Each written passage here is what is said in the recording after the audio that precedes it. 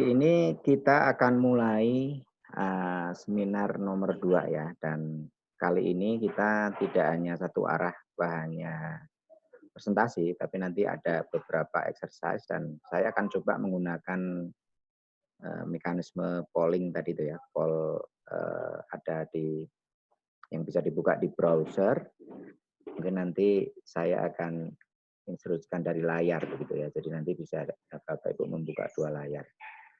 Jadi fokus pembahasan malam ini adalah pemetaan pasar. Ini suatu yang saya anggap sering missing dari praktek kebanyakan company atau startup terutama ya. Mereka lupa atau terlewat mengerjakan PR yang paling penting ini. Saya menyebutnya PR. Ya. Jadi memetakan pasar, dan itu kalau dalam 24 step itu adalah step yang pertama di sini. Ya. Nah, kalau dirangkum menjadi agregat, yang biru ini step 1, 2, 3, 4, 5, dan nanti disambung 9. Itu sebenarnya adalah mengenali customer kita.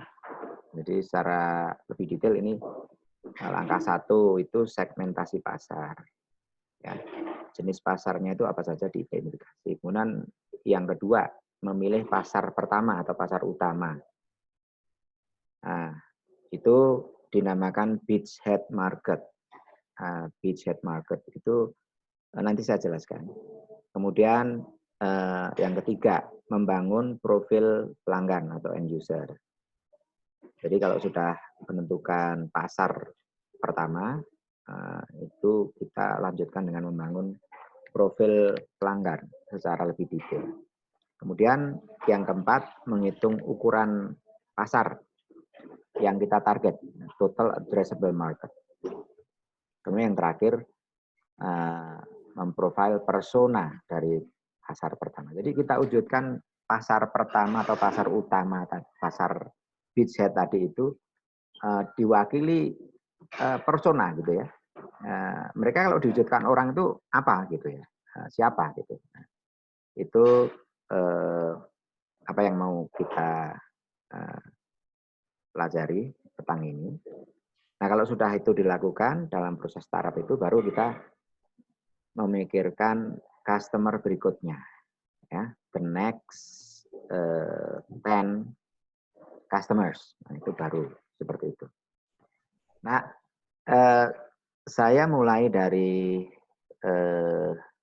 tadi ya, kebanyakan startup, bahkan corporate yang sudah established kadang tidak melakukan ini. Jadi mereka melakukan bisnisnya dan pertumbuhannya itu mungkin secara instinktif gitu ya, tidak sistematis.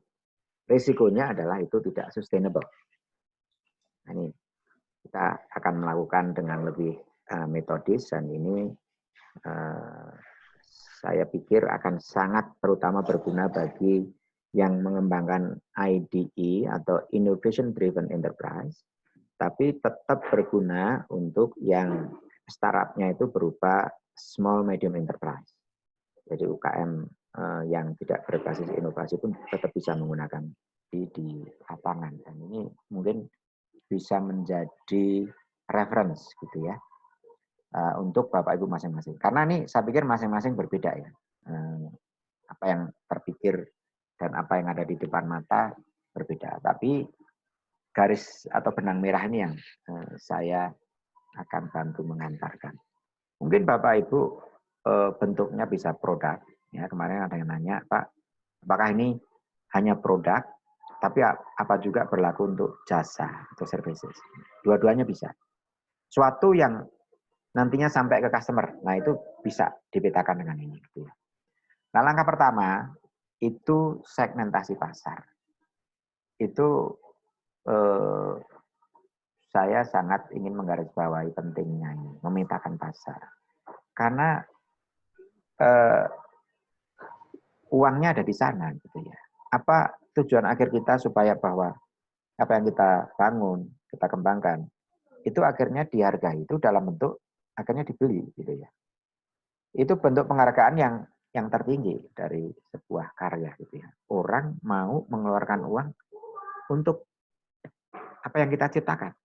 Itu luar biasa gitu ya. Dalam dunia riset misalnya, saya sendiri juga pernah cukup lama di universitas,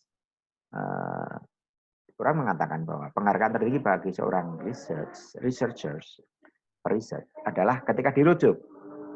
Ada citations gitu ya. Nah, saya bisa memahami itu. Itu memang benar. Gitu ya. Oh, berarti pekerjaan kita penting karena orang merujuk, mensitasi, merujuk riset kita. Tapi sebenarnya ada yang lebih tinggi dari itu. Yaitu ketika seorang merogoh koceknya, mengeluarkan sejumlah uang untuk membayar produk yang kita kembangkan. Nah, produk ini adalah kalau dalam skala ini ya, namanya TRL, Technology Readiness Level yang dulu waktu itu saya kenalkan. Ini yang sudah TRL paripurna di atas 9 ya. Suatu yang sudah sampai market gitu ya. Kalau riset tadi yang dirujuk tadi mungkin masih TRL yang di tengah ya, 4 atau 5. Nah, itu. Jadi tentu saja memintakan market yang di ujung sana adalah sesuatu yang esensial yang bahkan harus dilakukan sebelum kita mikir mengenai produk.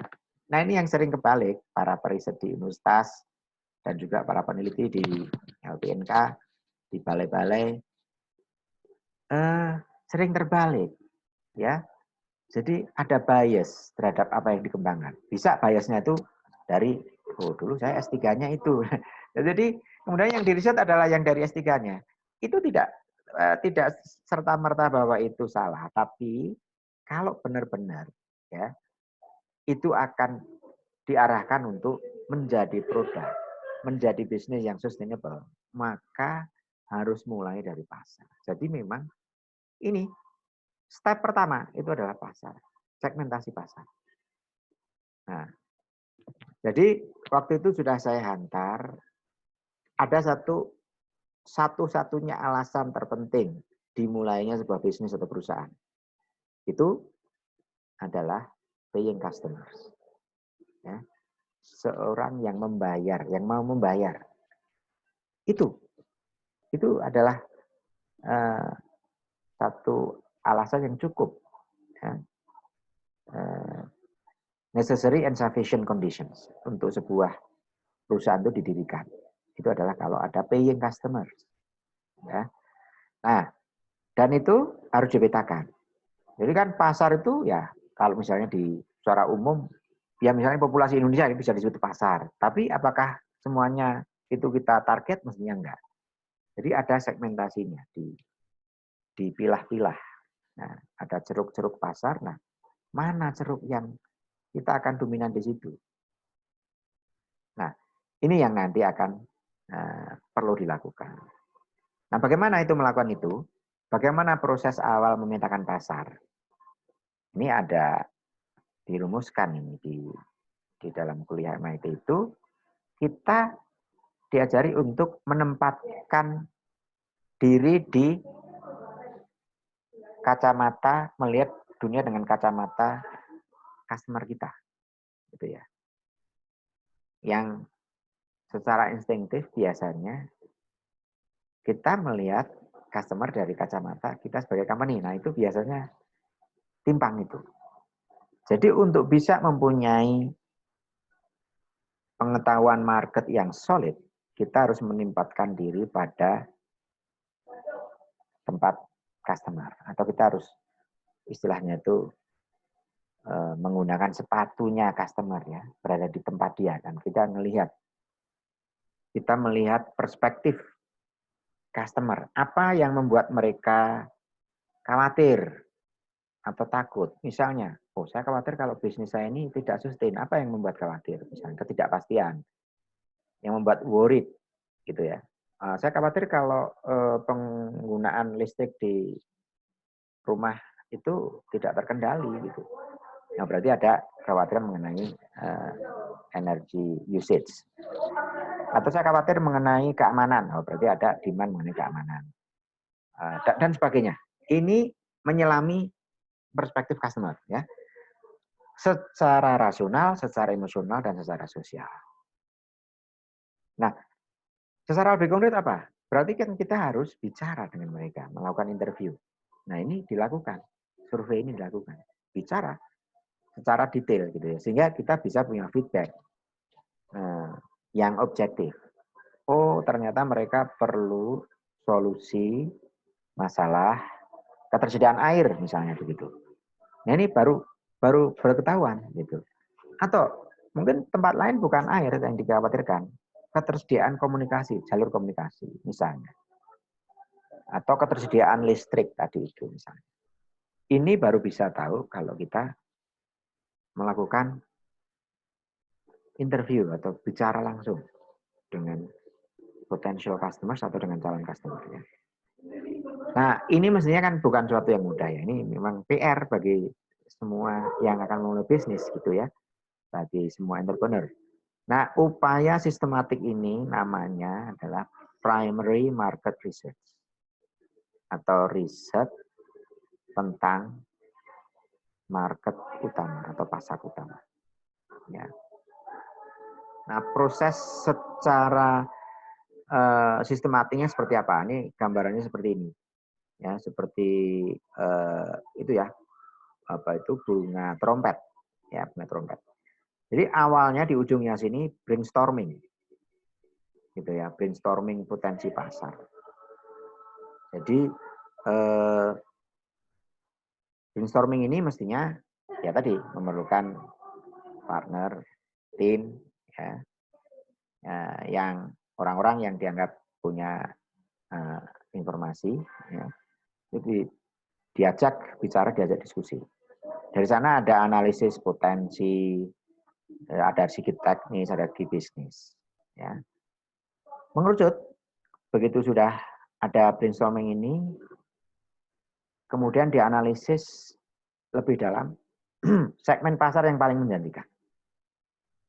Nah, nanti ada, bukan hanya satu, biasanya ada banyak, mungkin ada 5 atau 10 atau boleh berapa aja.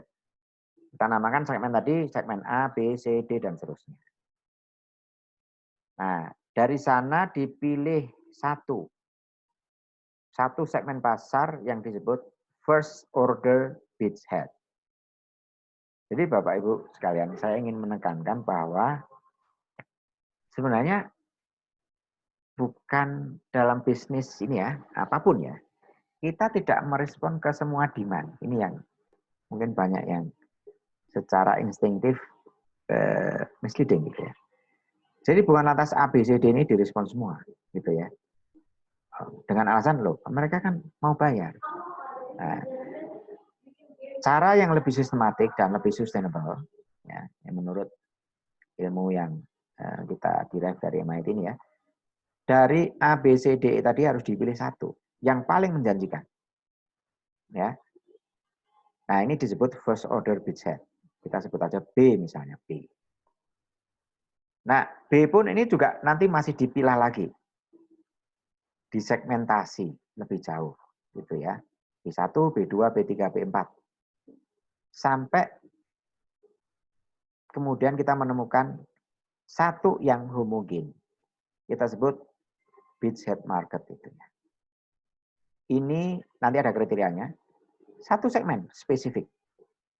Dan dari sana kita dalami lagi. Kita buat profil customer yang ditarget. Mungkin disebut aja mungkin subsegmen.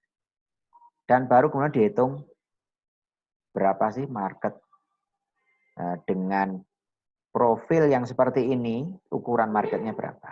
Gitu ya.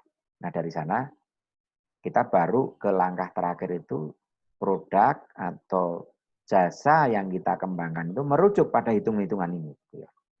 Nah ini satu halaman yang merangkum apa yang kita tadi diskusikan sebagai 6 langkah pertama. Ini ada di dalam halaman ini. Nah mungkin saya akan lebih detailnya apa itu yang disebut primary market research tadi. Nah, intinya adalah kita menggali sedetail mungkin mengenai tiap segmen yang tadi kita jadikan target gitu ya. Ya, mengenai end user, siapakah mereka? Siapakah end user kita itu? secara spesifik gitu ya. Kalau misalnya kita punya ini ya alat kesehatan misalnya ventilator misalnya. End user dari ventilator itu siapa? Itu ya, spesifik ini. Yang akan membeli ventilator itu ya, itu mereka itu siapa? Itu ya. Oke, terus kemudian kita buat profilnya itu nanti. Oh, ini ternyata rumah sakit dalam periode ini terutama rumah sakit rujukan COVID gitu ya. Nah, dan seterusnya. Kemudian ada application. Bagaimana produk Anda digunakan oleh mereka. Jadi secara khusus apa? Kemudian kemanfaatan. Apa nilai kemanfaatan yang mereka peroleh? Dan ada lead customers. Customer mana yang paling berpengaruh? Yang paling signifikan mendatangkan revenue ya. Kalau dalam hitungan bisnis. Kemudian karakteristik dari market. Apa yang mendorong atau sebaliknya menghalangi dari adopsi dari teknologi yang baru. Nah, kemudian ada pertanyaan ya untuk mendetailkan tadi, untuk mendetailkan market tadi. Kita perlu partner nggak untuk bisa deliver ke customer? Ataukah bisa kita sendiri? Nah, itu juga penting kita identifikasi. Kemudian ukuran dari market berapa sih total customer yang dianggap 100% itu berapa besar gitu ya. Kemudian mengenai kompetisi juga tidak kalah penting. Dalam market saya 100% tadi kita di situ sendiri atau ada beberapa orang yang bersaing di situ ya, yang punya ide setara dengan kita. Nah, yang terakhir adalah apakah hal lain yang diperlukan customer untuk menyelesaikan masalahnya. Apakah solusi kita cukup atau ada hal lain yang perlu kita lengkapi gitu ya. Nah, ini saya mencontohkan ya yang sudah langsung sudah ada jawabannya gitu ya. Ini sebagai titik awal ya supaya tidak semuanya dari nol. Ini ada startup, dia mulai dari teknologi yang dia miliki, dia mempunyai teknologi yang secara khusus adalah 3D imaging technology. Gitu ya. Mungkin Bapak Ibu bisa bayangkan. Dia punya suatu teknologi untuk memberikan image secara 3D. Nah, ini kemudian dia petakan. Sesuai pertanyaan yang sebelumnya tadi itu ya, ada end user-nya siapa, application-nya apa ya, kemanfaatannya, aplikasinya, kemudian kemanfaatannya apa, benefits. Kemudian lead customers, ya, siapa yang paling berpengaruh atau paling menentukan pasar dan seterusnya. Ya, dia petakan, gitu ya. Misalnya end user-nya itu kira-kira siapa ya 3D imaging teknologi yang dia punya ini. Dia petakan ini dengan detail sekali. Oh, ini industrinya dipilah-pilah. Kalau dalam entertainment itu end user-nya animators. Yang punya ini animasi gitu. Kemudian dalam bidang industrial design, ya desainer, ada stylist di situ. Kemudian ada juga di industri medical visualization. Oh, itu radiologis, surgeon. Kemudian ada industri surgical simulation. Berarti end user-nya mahasiswa kedokteran atau surgeon, ya, dokter bedah. Dan seterusnya, sampai ada industri virtual reality ini. Siapa ya end user-nya di situ? Oh, peneliti dalam bidang VR dan juga desainer di situ. Bidang geologi, visualisasi dari geologi, geophysical system yang menggunakan geofisikis. Nah, harus di tiap segmen industri tadi, aplikasinya beda masing-masing ini ya. Kalau dalam entertainment ini ada animation, ada paint gitu ya. Kemudian dalam bidang medical visualization, ada navigation, ada surgical planning, Ya, dia mengoperasi seseorang, dia harus tahu kemana arah pesonya dan segala macam. Dan bisa juga untuk diagnosis. Oh, ini kalau seperti ini dia penyakitnya akut nih, ya berdasarkan data 3D tadi. Dan seterusnya, ya. Kalau untuk virtual reality di sini aplikasinya untuk simulation, untuk training, untuk rendering, ya, arsitek rendering. Nah, ini aplikasi. Nah, apa itu kemanfaatan? Aplikasi dan kemanfaatan berbeda ya. Kalau kemanfaatan itu apa? Nilai tambah bagi customer. Nah, kalau entertainment, ease of use. Ini gampang digunakan, bentuknya sudah 3D gitu ya.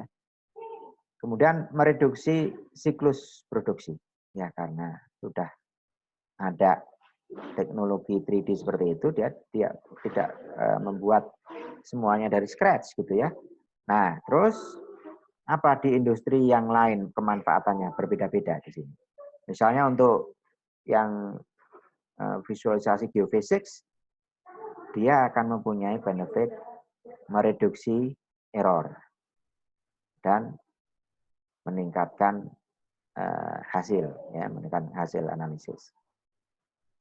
Nah, kemudian lead customers untuk masing-masing industri tadi. Oh, kalau di entertainment ini ada Disney, ada DreamWorks.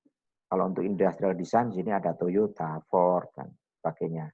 Kalau untuk geophysics di sini ada perusahaan-perusahaan yang terkait dengan riset geophysics. Untuk virtual reality di sini ada Boeing, ada NASA, ada Corey dan sebagainya. Nah, ini yang disebut dengan segmentasi ya. Nah, terusnya tadi kan ada pertanyaan, ada market karakteristik. Juga bisa kita petakan berbeda-beda antar industri.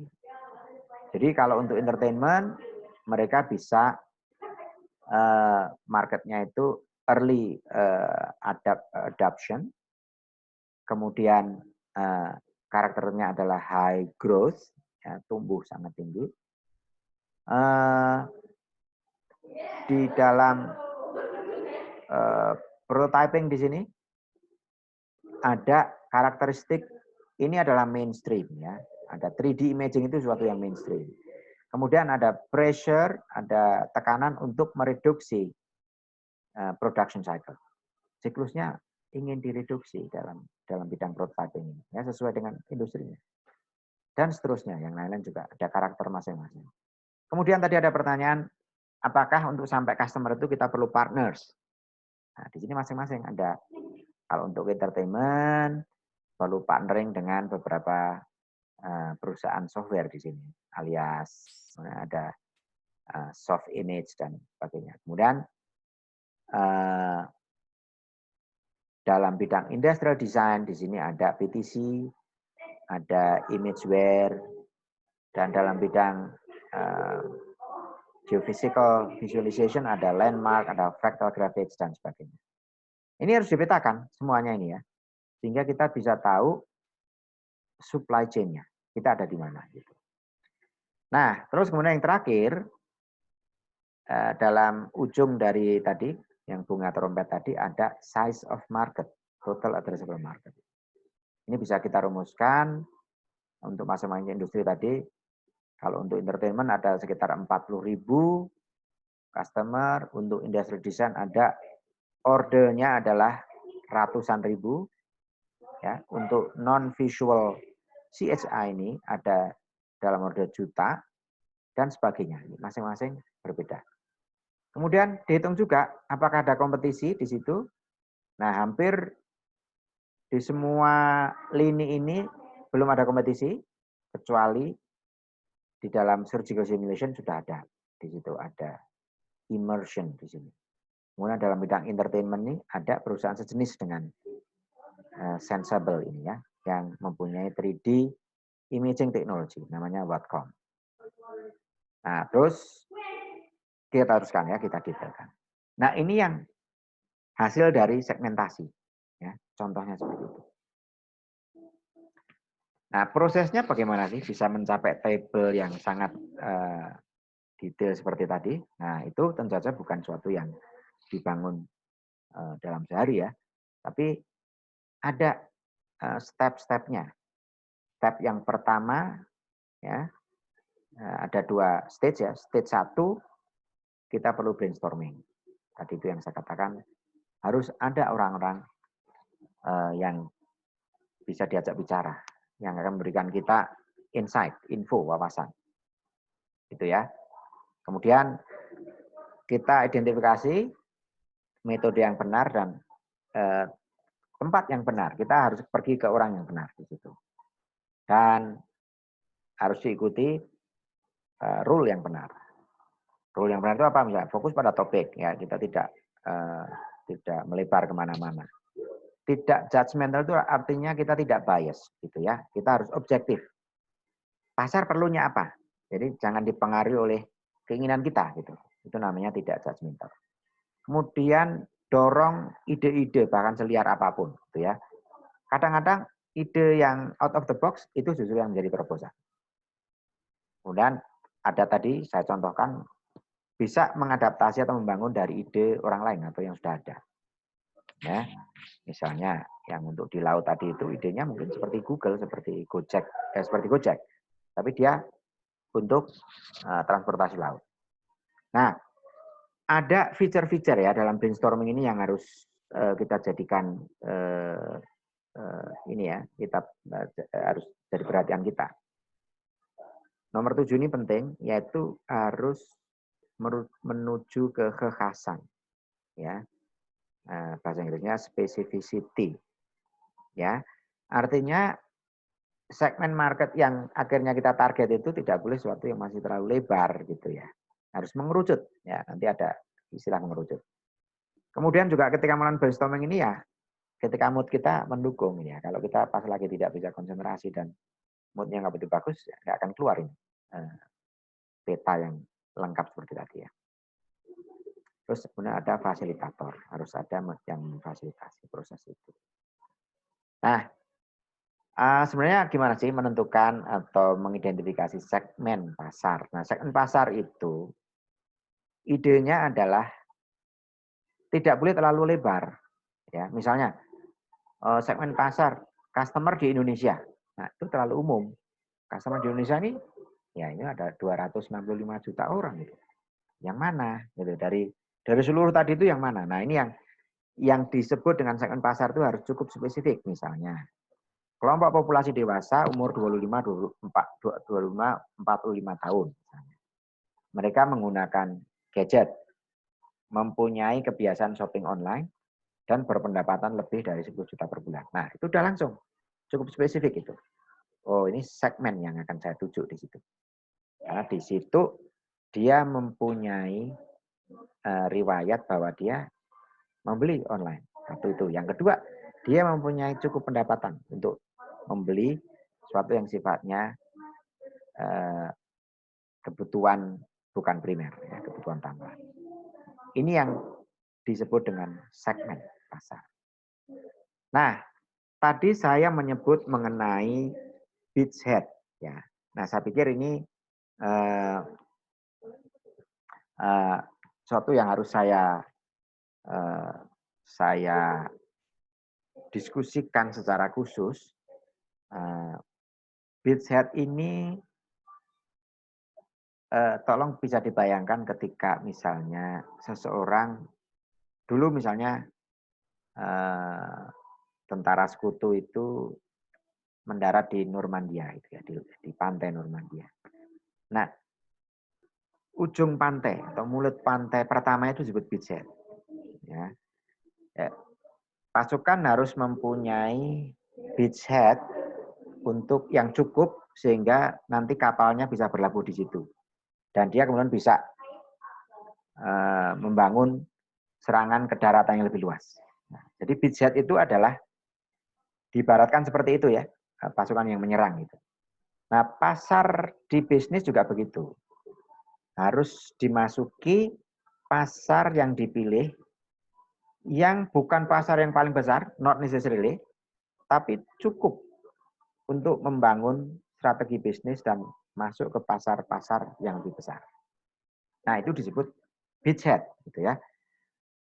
Secara populer atau mungkin dalam bahasa yang lebih sederhana saya katakan pasar pertama yang dimasuki oleh sebuah bisnis di antara pasar yang lain. Ya. Nah, di sini penting dibicarakan strategi memilih pasar beachhead itu apa gitu ya. Nah, ini tadi yang bentuknya seperti kerucut tadi itu sebenarnya proses ya yang ada di situ dalam menentukan pasar utama tadi ada beberapa pertanyaan yang harus kita jawab ya. Nah, ini mencakup dengan tadi dari misalnya tadi A B C D E dipilih B, dari B ini didetailkan B1, B2, B3, B4. Terus akhirnya sama milih B4, itu prosesnya apa? Ya, ini ada pertanyaan, apakah ada dana mencukupi? Nah, ini Bapak Ibu, saya katakan tadi, kan kita bukan mempunyai dana yang tidak terbatas ya. Kalau ada misalnya potensi A, B, C, D, E, segmen market, nggak semua kan bisa kita respon. Dana kita terbatas. Nah, dari yang terpilih pun tadi juga salah satu faktor adalah apakah dana kita mencukupi untuk mengeksekusi itu ya. Untuk menyerang B, salah satu B ini, mana yang paling visible? B1, B2, B3, B4. Salah satu faktornya adalah apakah dana mencukupi. Kemudian, apakah siap untuk diakses oleh tim sales? Ya, ya, segmen market itu apakah executable oleh tim sales kita bisa diakses. Kemudian, apakah segmen market yang tadi itu mempunyai alasan kuat untuk membeli apa yang mau kita jual. Nah, kemudian yang keempat, apakah produk yang kita jual itu produk yang utuh, artinya tidak memerlukan komponen lain, tidak memerlukan solusi lain. Ya. Kemudian nomor 5, apakah ada kompetisi yang susah ditembus, gitu ya. Misalnya nih tadi memilih B1, B2, B3, B4, kenapa B4? Oh, ternyata ini B1 ini ada di situ pesaing. B2 ini sudah dikungkungi oleh sebuah perusahaan yang sudah malah melintang di situ. Misalnya seperti itu ya. Sehingga kita akhirnya memilih yang masih lumayan terbuka. Kemudian ada pertimbangan juga apakah ada leverage ke segmen lainnya. Nah, kalau kita memilih B4 ini apakah nanti bisa kita gunakan leverage untuk masuk ke pasar yang lain. Dan yang terakhir, apakah selaras dengan minat, tujuan, dan sumber daya dari tim. Nah, ini juga penting. Sesuai dengan passion enggak? Timnya kira-kira bisa masuk enggak ke dalam market yang di situ tadi. Nah, ini yang akhirnya mendefinisikan, oh oke, dari semua faktor ini, akhirnya yang paling pas kita mulai dari B4. Nah, ini ya Bapak Ibu ya, prosesnya seperti ini. Nah, saya ingin mendetailkan sedikit mengenai beachhead tadi itu ya. Jadi, pada prinsipnya, kita tidak harus dan tidak ingin sebenarnya meraih pasar sebesar mungkin ketika awal itu masuk itu ya. Jadi bukan kalau dalam misalnya kita ingin memetik buah itu bukan seluruh yang ada di pohon, bukan. Tapi yang di depan kita yang low hanging fruits ya. Yang teraih, yang paling rendah. Ya. Buah yang paling bisa kita raih itu dulu ya. Tapi buah tersebut cukup besar. Ya. Memungkinkan kita untuk mempunyai arus kas positif itu dulu. Jadi asal positif dulu. Asal jalan ya, revenue lebih besar daripada pengeluaran kita, daripada expenses. Dan dalam posisi itu kita bisa memenangkan pasar tambang. Ya. Itu prinsip dari beachhead ya. Jadi tadi itu balik ke tabel yang tadi itu bukan berarti yang size-nya 1 juta yang akan diambil. Akhirnya memang perusahaan sensible tadi itu yang mempunyai 3D imaging tadi itu memilih bukan yang paling besar marketnya, tapi yang paling solid, yang paling accessible untuk tim mereka. Gitu ya. Dan itu ukurannya ternyata bukan yang paling besar. Nah, nanti saya pikir Bapak Ibu juga bisa menerapkan prinsip-prinsip ini ya untuk mengawali apa saja yang akan didefinisikan sebagai bisnis atau startup gitu ya. Nah ini saya akan supaya terarah ya. Ini sebelum ke sana, saya akan sekali lagi switch ke tadi yang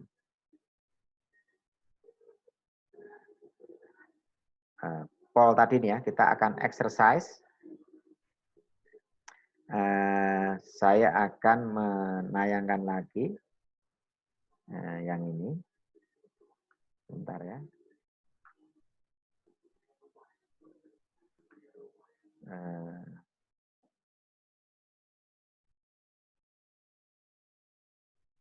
Ya, oke. Saya akan share ini sebagai exercise berikutnya. Sudah terlihat ya layarnya ya Bapak Ibu ya. Nah, sekarang bisa masuk lagi ke browser polf.com/agusbudiono949 yang tadi. Bagi yang sudah siap, silakan langsung dimasukkan. Nah, kita bisa langsung melihat bersama-sama ya. Jadi, kira-kira Bapak Ibu itu lebih di, saya punya ide, atau saya punya teknologi, atau lebih ke saya memiliki passion. Dari sana saya akan membangun yang lain. Oke, so far yang masuk 50-50 nih antara yang mempunyai ide dan memiliki passion. Barangkali ada yang memiliki teknologi, nah, bisa jadi. Ya. Oke, ini terakhir, ini lebih banyak yang mulai dari passion. Ya, tidak ada jawaban benar atau salah di sini. Ya, seperti saya katakan tadi, seseorang bisa mulai dari mana aja ya, berdasarkan apa yang ada di tangan. Ya. Oke, ini dari yang sudah masuk, sebagian besar berangkat dari passion, ya, dari minat. Oke, yang berikutnya. Nah ini mungkin harus dituliskan.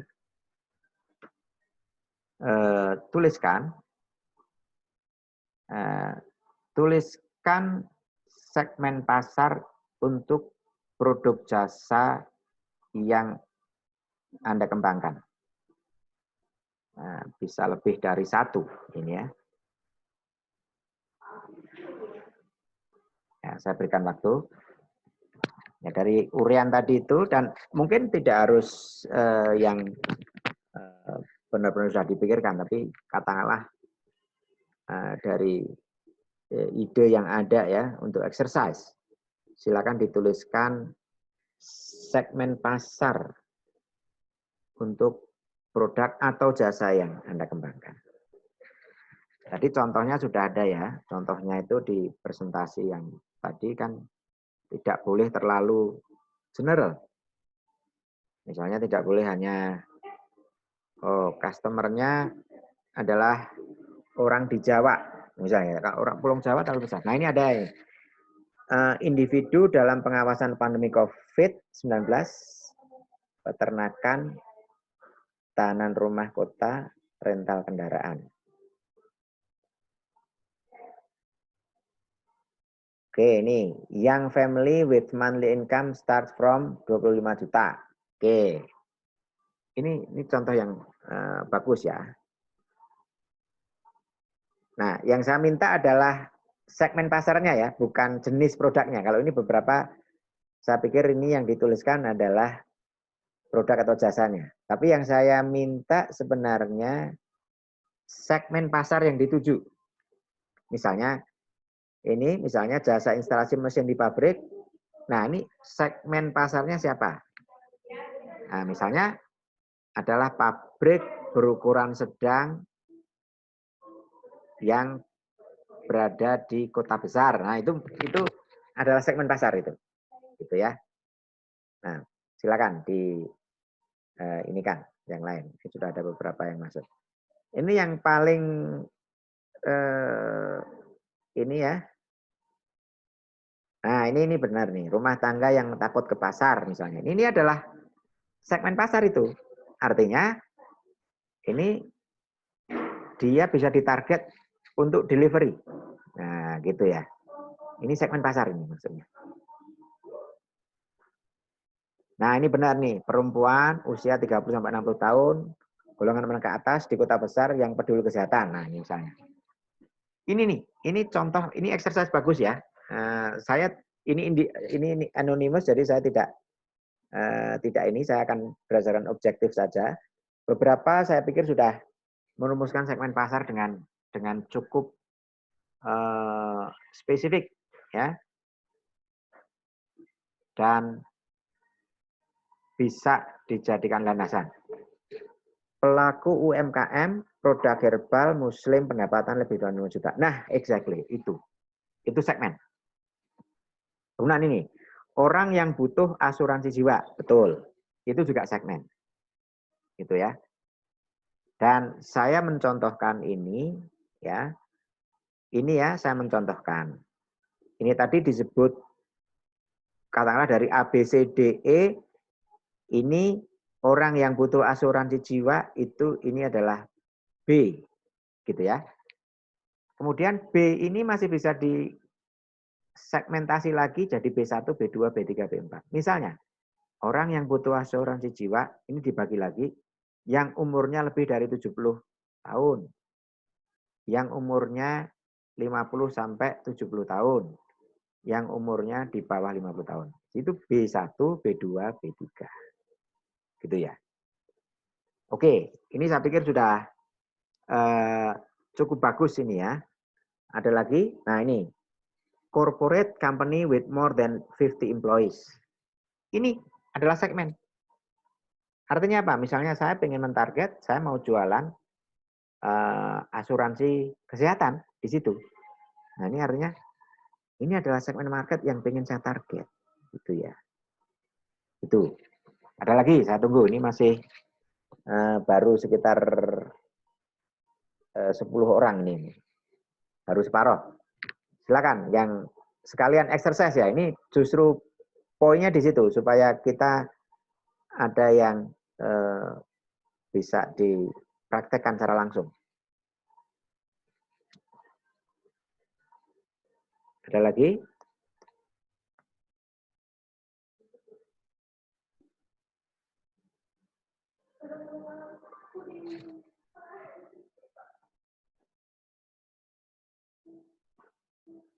Oke, bila sudah semua,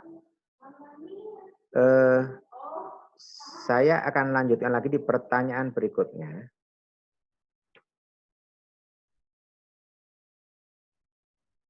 Nah ini apakah jenis segmen pasar Anda? Jenisnya ya. Nah, apakah B2C, business to consumer, ini artinya kita melayani customer individu. Ataukah B2B, business to business, melayani perusahaan lain di berbagai jenis industri. Misalnya kita jualan asuransi tadi, nah itu ke perusahaan. Ya, kalau B2C ini saya jualan ini apa namanya sepeda, gitu ya. Ini ke individu. Nah, B2C, B2B atau campurannya B2C dan B2B, menurut teori yang tadi itu harus fokus di yang primary, harus memilih yang paling dominan mana, gitu ya. Nah itu pesan utama dari materi petang ini. Tadi menentukan beachhead, yang berikutnya adalah membangun profil dari end user yang ditarget. Ya, ini adalah langkah yang ketiga di situ. Membangun profil end user yang menjadi target berdasarkan demografi yang ditemukan di pasar pertama tadi itu. Ya, ini penting karena kita akan mempunyai pengetahuan lebih detail tentang siapa yang akan mengeluarkan uang, ya, yang sebagai sumber revenue itu ya. Nah, ini apa yang dimaksud end user profile itu? Ini memetakan lebih detail. Mereka itu kemana tempat-tempat yang mereka kunjungi. Kemudian item atau gadget yang dimiliki apa. Jenis sosial media yang digunakan. Apakah misalnya nih, apakah dia lebih ke menggunakan Facebook atau lebih ke LinkedIn. Kemudian apakah mereka mempunyai jenis online behavior tertentu, ya misalnya shopping secara online, dia juga menggunakan online learning dan sebagainya. Ini membutuhkan juga tadi tambahan ini ya, aktivitas yang harus kita lakukan ya. Kita tidak bisa mengekstrak begitu saja informasi ini, tapi dan ini sering diperlukan kita menginterview end user itu. Ya kita tahu ya, mungkin bentuknya bisa juga melakukan survei. Ada poll yang kita kirim. Sehingga kita bisa memetakan, oke. Tadi misalnya ada yang menentukan spesifik ya tadi, segmen marketnya tadi adalah apa namanya, perusahaan yang ukurannya 50 karyawan. Nah, dari sana dilakukan. Perusahaan itu apa saja. Dia mempunyai apa program apa saja untuk employees-nya dan sebagainya. Itu yang disebut dengan mendetailkan end user profile. Ya. Nah itu langkah yang di sini ya, langkah ketiga.